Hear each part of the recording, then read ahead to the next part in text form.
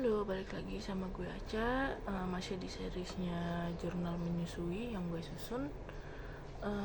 Gue kali ini mau bahas soal satu alat yang ngebantu banget buat ibu-ibu menyusui untuk supaya tidak ada setetes ASI pun yang terbuang percuma gitu. Mau tahu apa barangnya? Barangnya adalah ini adalah silikon breast pump. Bentuknya kayak gini. Ini agak kotor karena tadi baru gue pakai ya gitu.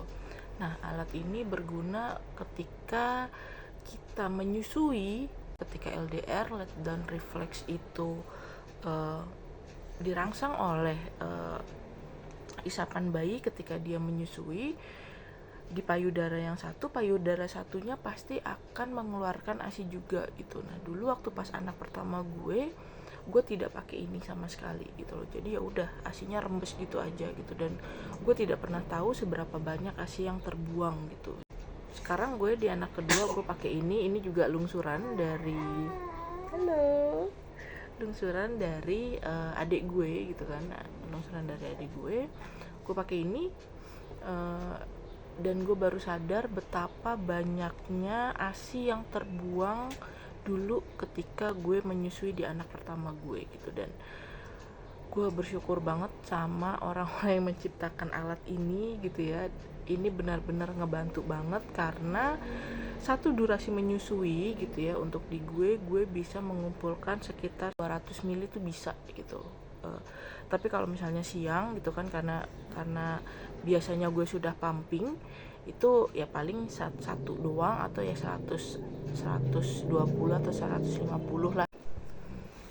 Si silikon breast pump ini juga berguna banget untuk orang-orang yang kayak gue gitu, yang anaknya itu nggak bisa langsung disusui ketika payudaranya full, karena akan langsung muncrat banget, akan langsung nyembur banget, dan dia akan gelagapan untuk minum ASINya.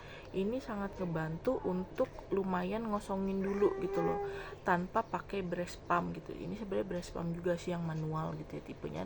Jadi dia membiarkan air susu yang agak penuh itu mengalir ke dalam ini gitu. Cara pakainya ya udah cuma tinggal dipencet gitu, karena ini memang silikon ya, lembut. Ini dipencet, kemudian ditempelkan di payudara gitu, kemudian dilepas dan dia akan nempel sendiri gitu.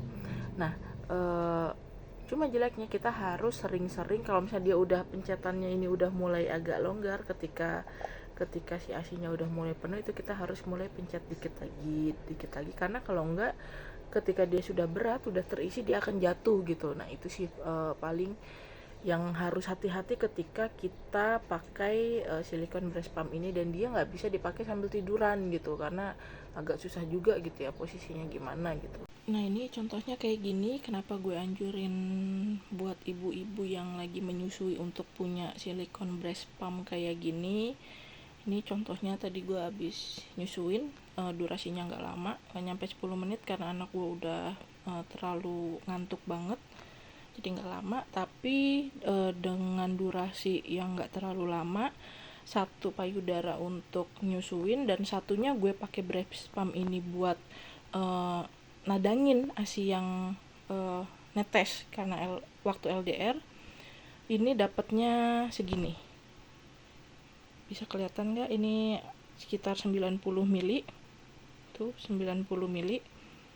Jadi kebayang kalau misalnya nggak punya kayak gini, terus nyusuin, dan yang sebelah payudara pas LDR cuma rembes gitu aja, bisa sebanyak ini yang kebuang gitu kan. Sayang banget ya gitu. Makanya gue anjurin kalau bisa merek apapun gitu ya, merek apapun, yang penting punya breast pump kayak gini, karena memang berguna banget dan worth it banget untuk ibu-ibu yang lagi pumping.